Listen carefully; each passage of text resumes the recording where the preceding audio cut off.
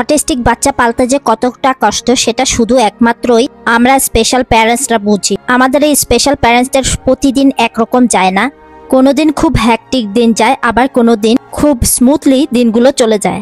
আমার অটিস্টিক ছেলে সাহিরের জন্য ওর পাপা একটা জিম বল নিয়ে এসেছে। আগের জিম বলটা অ্যামাজন থেকে কেনা ছিল, যদিও সেটা কিছুদিন আগে ফেটে গিয়েছে, তাই আপাতত এবার চাইনিজ একটা দোকান থেকে এই জিম বল কিনে আনা। তার সাথে দেখলাম যে জিম বলের সাথে এই পাম্পটা দিয়ে দিয়েছে। তবে জিম বলটা ফুলিয়ে দেখার পরে দেখলাম যে এইটার কোয়ালিটি খুব বেশি ভালো না। অ্যামাজন থেকে কেনা জিম্বলটাই অনেক বেশি কোয়ালিটিফুল ছিল। তো যাই হোক, 10 ইউরোতে এই জিম্বলটা কিনে যদি কিছুদিন ইউজ করা যায়। জিম্বলটা সাহিরের অনেক বেশি পছন্দের। যখনই ও ফ্রি টাইম পায় তখনই দেখা যায় জিম্বলের উপরে বসে ও জাম্পিং করে। বাচ্চাদের পাপা ওর জিম্বলটা ফুলিয়ে দিতে এখানে ব্যস্ত হয়ে পড়েছে। কিছুদিন আগে দেশ থেকে আমার মা 25 কেজি মাল পাঠিয়েছিল, তার মধ্যে আমার মেজ বোন 2টো শুটকি পাঠিয়েছে, ছড়ি শুটকি আর লইট্টা শুটকি। তো আজকে ভাবলাম এই লইট্টা শুটকিটা বানিয়ে খাই। বাচ্চাদের পাপা যেহেতু শুটকি পছন্দ করে না, আমারই খাওয়া লাগে।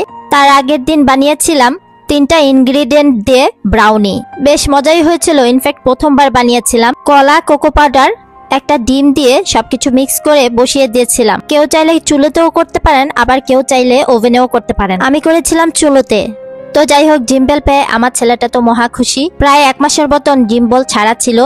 আমার ছেলে সাহির সবচেয়ে বেশি পছন্দ করে কার্বোহাইড্রেটের খাবারগুলো। আমাদের মতন এক্সট্রা বা অন্যান্য খাবার যেহেতু একদমই খায় না, তাই আমার ছেলেটা কার্বোহাইড্রেটের উপরেই একটু বেশি থাকে। ফিজিক্যাল এক্সারসাইজ বলতে গেলে একদমই করে না, তাই এই জিম বল দিয়েই যতটুকু ভরসা। তার পাশাপাশি বল খেলতে অনেকটা পছন্দ করে। আজকের রেসিপিতে রেখেছি আমার মজার খাবার, আমার বোনের পাঠানো ছড়ি শুটকি আর লইট্টা শুটকি। লইট্টা শুটকিটা যেহেতু অনেক বেশি শক্ত, তাই আমি পানিতে বয়েল করে নিয়েছি, তারপর পানি ছাড়িয়ে তারপর পেঁয়াজে কষিয়ে নিচ্ছি। বেশ অনেকদিন পরে আবারও তৃপ্তি সহকারে এই লটকা শুটকিটা খেলাম।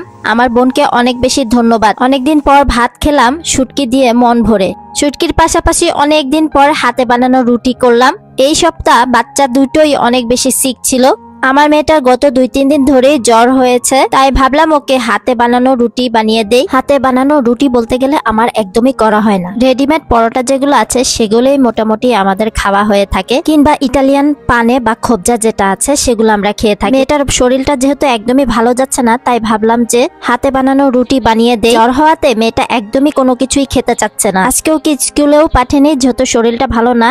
আর এখন হয়তো ওর একটু ভালো লাগছে, তাই একটু খেলাধুলা করছে। তার পাশাপাশি সাহিরকেও অনেক বেশি মিস করছে। জ্বরে মেয়েটার গাটা একদমই পুড়ে যাচ্ছিল, কোনোভাবেই ওষুধ দিয়েও জ্বর কমছিল না। শেষমেশ অ্যান্টিবায়োটিক দিতে হয়েছে, আর অ্যান্টিবায়োটিক খেয়ে মেয়েটা শুধু ঘুমায়। আমার হাতে সুন্দর দুটো শামুক আর ঝিনুক দেখতে পাচ্ছেন যে এটা আমার রাশিয়ান ফ্রেন্ড গিফট করেছিল, আমার ইতালিয়ান ভাষার স্কুলের ফ্রেন্ড। হঠাৎ ওকে খুব মিস করছিলাম, তাই ওর দেওয়া গিফটটা আমরা দেখছিলাম। তার সাথে সারাও ওকে অনেক বেশি পছন্দ করে। সারার জন্য সবাই দোয়া করবেন যেন ও সুস্থ হয়ে ওঠে খুব দ্রুত। আমাদের স্পেশাল নিডস ফ্যামিলিদের প্রত্যেকটা দিন আসলে একরকম যায় না। কোনোদিন খুব বেশি স্মুথ যায়, আর কোনো ভয়াবহ দিন পার করে। আজকের দিনটাও আমার জন্য ছিল অনেক ভয়াবহ। গত 3 সপ্তাহ আগে আমার ছেলেটা প্রায় 2-3 দিনে স্কুলে টয়লেট করে দিয়েছে। পরে সেটা বুঝতে পেরেছি ওইটা আসলে ভাইরাস ছিল, কারণ বাসার সবারই এক একে হয়েছে। আজকের দিনটাও আমার ছেলেটাকে বা ওর ক্লাসের সবাইকে স্কুল থেকে খুব কাছে একটা পার্কে নিয়ে গিয়েছিল। দেখতেই পাচ্ছেন যে বাচ্চাদেরকে এডুকেশনাল কিছু শেখাচ্ছিল মৌমাছি নিয়ে। কিন্তু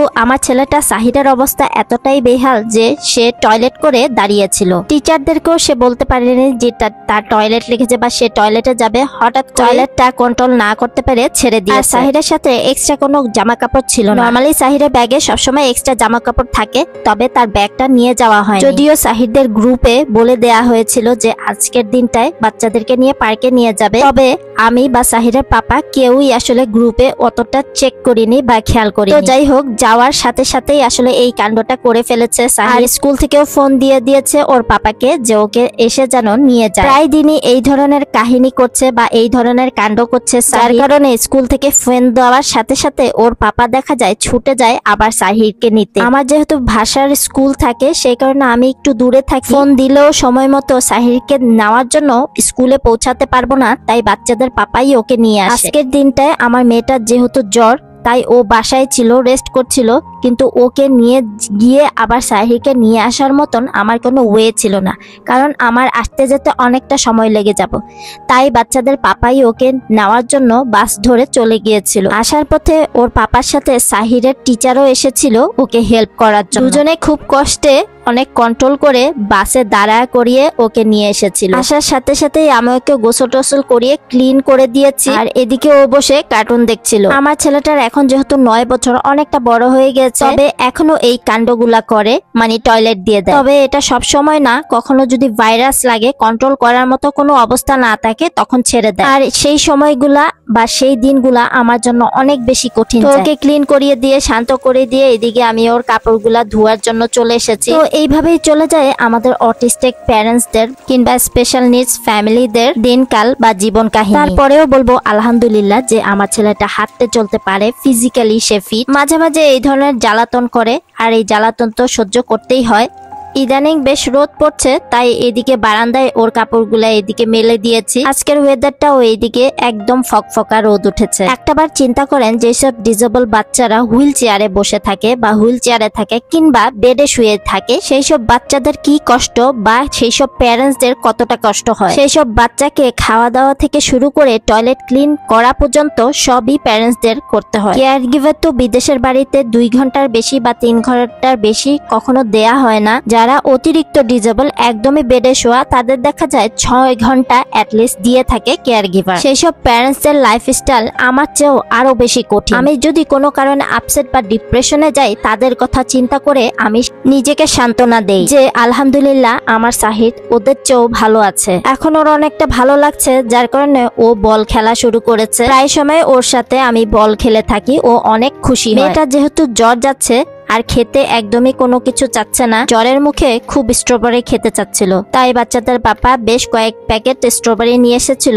তো ভেবেছি যে এগুলা আরো কিছু ডিপ করে রেখে দিব। এখন যেহেতু সামার চলে আসছে, তাই যে কোনো ফ্রুট ক্লিন করে ডিপ করে রাখলে দেখা যায় স্মুথি বা আইসক্রিম করে খাওয়া যায়। স্ট্রবেরির সাথে একটা তরমুজও নিয়ে এসেছিল বাচ্চাদের পাপা। দেশের বাড়িতে শীতকালে ফ্রুট খেতে একদমই ভালো লাগে না, যা ফ্রুট সালাদ এইসব খাই আমরা সামারের সময় একটু বেশি। আজকের দিনটাও বেশ গরম পড়েছিল, তাই বাচ্চাদের পাপা বেশ ফ্রেশ টমেটো নিয়ে এসেছিল। নিজেই সে টমেটোর টক করবে করে কাটতে বসে গিয়েছে। আর এখান থেকে স্ট্রবেরি গুলা কিছু আমার মেয়েকে খেতে দেব, আর কিছু কেটে ডিপ করে রাখবো। আজকের এই হ্যাকটিক দিনটা তো আপনাদের সাথে শেয়ার করলাম, তবে প্রায় সময় এই ধরনের বা এর চেয়েও কঠিন ঘটনা আমাদের লাইফে ঘটে থাকে। আর এভাবেই আমরা অটিস্টিক ফ্যামিলিরা দিনের পর দিন আর বছরের পর বছর কাটিয়ে ফেলি। আমাদের বাচ্চারা আস্তে আস্তে যত বড় হয়, ততই ওদের বুদ্ধি আস্তে আস্তে খুলতে থাকে। আমাদের অটিস্টিক বাচ্চাগুলো যে আমাদেরকে প্রায় সময় প্যারা দেয় কিংবা জ্বালাতন করে,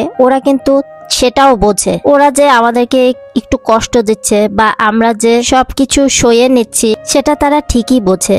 আর বোঝার পরে আমাদের গালে চুমু খেয়ে বলে কি যে আই লাভ ইউ কিংবা সরি। এটাই বোঝাতে চায় যে আমি যে তোমাদের কষ্ট দিয়েছি, যার কারণে আমি সরি। তোমার কি খুব কষ্ট হয়েছে? মা বাবাদের কাছে বাচ্চারা সব সময় আদরের হয়ে থাকে, যে সেটা ডিজেবল হোক কিংবা নর্মাল বাচ্চা হোক। তো যাই হোক, আমার মেয়েটা স্ট্রবেরি এনজয় করতে করতে আজকে আমি তাহলে ভিডিওটা এখানেই বিদায় নিয়ে নিচ্ছি। আমার বাচ্চা দুটোর জন্য সবাই দোয়া রাখবেন। দেখা হবে নেক্সট ব্লগে। টিল দেন, আল্লাহ হাফেজ, আসসালামু আলাইকুম। সবাই ভালো থাকবেন, সুস্থ থাকবেন। Thanks for watching.